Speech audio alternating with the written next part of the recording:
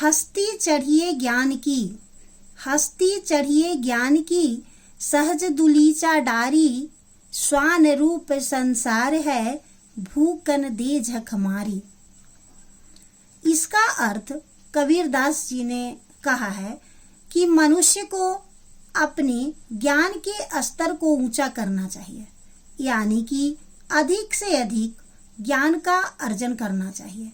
उस ज्ञान में विवेक, सदाचार और धर्म का समावेश हो, नैतिकता का आभास हो और आत्मिक ज्ञान, मर्यादा आदि का मिश्रण हो।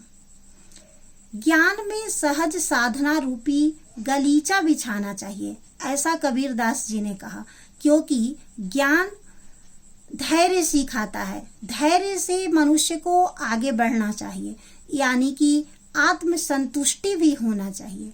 उन्होंने यह भी कहा है कि यह संसार श्वान यानी कि कुत्ते के समान है, जो मौका पाते ही भौंकने लगता है, इसलिए इसकी परवाह न करते हुए चलते रहना चाहिए।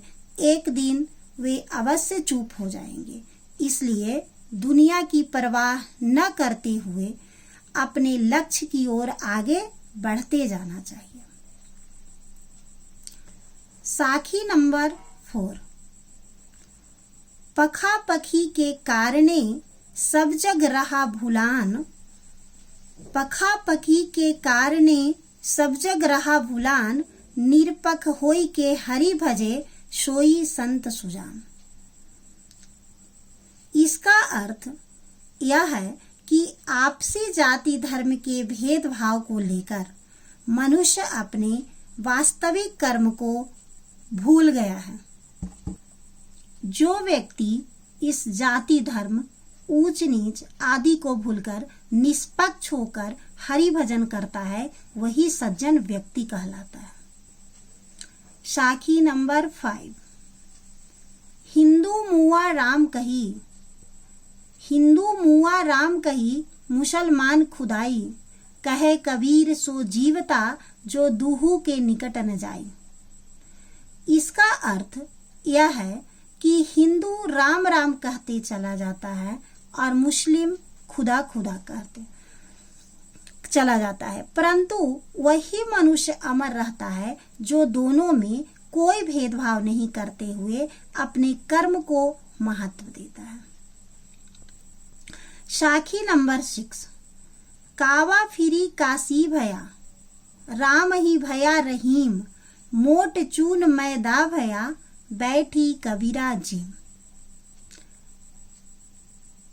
इसका अर्थ यह है कि आप काबा जाए या काशी, राम भजे या रहीम, दोनों का अर्थ समान है।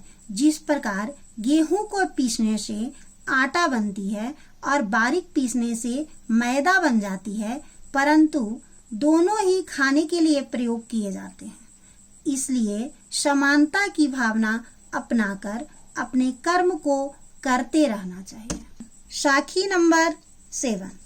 ऊंचे कुल का जन्मिया, जे करनी ऊंच न होई, ऊंचे कुल का जन्मिया, जे करनी ऊंच न होई, सुवर्ण कलश सुरा भरा, साधु निंदा सोई। इसका अर्थ यह है कि ऊंचे कुल में जन्म लेने से कोई महान नहीं बनता, जब तक कि उसका कर्म महान नहीं होता। जिस प्रकार सोने के कलश में मदिरा को रख देने से वह अमृत नहीं बन जाता, वह मदिरा निंदा का पात्र ही होता है। इसलिए अगर श्रेष्ठ बनना है तो अपने कर्म को और अपनी सोच को श्रेष्ठ बनाना चाहिए। ये 7 साखियां था कबीरदास की लिखी हुई, ये 7 साखी जिसका अर्थ मैं बता दी हूँ और आप लोग सब इसको अपने कॉपी में नोट करके रख लीजिए। इसके बाद क्वेश्चन आंसर है।